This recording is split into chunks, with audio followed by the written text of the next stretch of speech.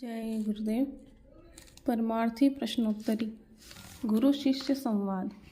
प्रश्न: स्वामी जी, निंदा करना क्यों बुरा मानते हैं? उत्तर: यह ईश्वरीय नियम है कि निंदा करने वाला व्यक्ति दूसरों के पापों को अपने ऊपर ले लेता है और उसका भोगने वाला बन जाता है। जो संत मंत की साधना करते हैं उन्हें पराई निंदा से बचना चाहिए। निंदा करने वाले व्यक्ति पर दूसरों के कर्मों का भारी बोझ आता है और भजन ध्यान के प्रति मन रूखा फीका हो जाता है। किसी सत्संगी की कोई निंदा करता है तो उससे घबराना और बुरा नहीं मानना चाहिए, क्योंकि बिना साधना के ही उसके कर्मों की सफाई हो रही है। महात्माओं ने कहा है कि निंदक नियरे राखिए, आंगन कुटी छवाए, बिन पानी साबुन बिना निर्मल करे सुभाए। फिर कहा है कि निंदक जियो जुगान जुग, काज हमारा होए। जो लोग संतों की निंदा और आलोचना करते हैं वो सीधे नरक में चले जाते हैं। नानक जी ने स्पष्ट कहा है कि संत की निंदा नानका फिर नरके जाए।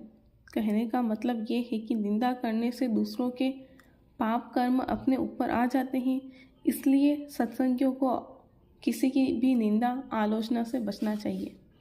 प्रश्न: स्वामी जी, मैंने नामदान तो ले लिया है मगर ध्यान भजन के वक्त मन नहीं रुकता, क्या करें? उत्तर: मन को रोकने का काम तो तुम ही को करना पड़ेगा।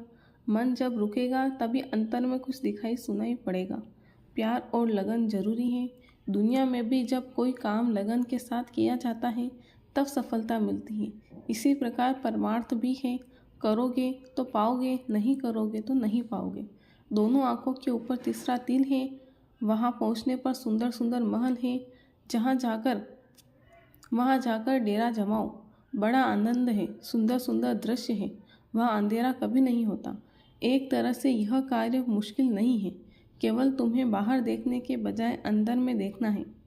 दरवाज़ा दोनों आंखों के मध्य भाग से ऊपर को गया है। सारे देवी देवता उधर मिलेंगे जिनकी तुम यहाँ पूजा करते हो, मगर अगर मन नियंत्रण में नहीं होगा तब यह कार्य कठिन है। सब्र और होशियारी के साथ भजन ध्यान करो। नाम के सुमिरन से तथा शब्द धुन के सुनने से मन को रोका जा सकता है। जब उसे अंतर में आनंद मिलने लगेगा तब यह अपने आप इस दुनिया से उदासीन हो जाएगा और उधर ऊपर ही रहना पसंद करेगा। इसलिए नियम से रोज रोज बैठो।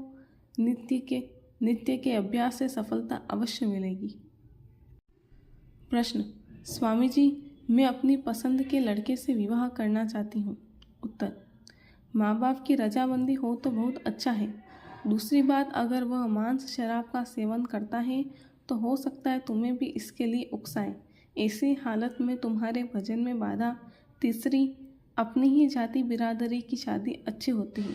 जो सामाजिक रीति रिवाज हैं वो ऋषियों मुनियों के बनाए हुए हैं और महात्मा उसमें दखल नहीं देते हैं। शाकाहारी जीवन रहेगा और महात्माओं का सत्संग मिलता रहेगा तो पारिवारिक जीवन सुखमय होगा। अपना भजन जारी रखोगे तो आध्यात्मिक उन्नति भी जारी रहेगी। परमात्मा को प्राप्त करना जीवन का लक्ष्य होना चाहिए। वाद विवादे विषगना, बोले बहुत उपाधि, मौन गहे सबकी सुने, लागी सुन्न समाधि। अच्छे सत्संगी चुपचाप अपनी भजन साधना और सेवा में लगे रहते हैं। जय गुरुदेव।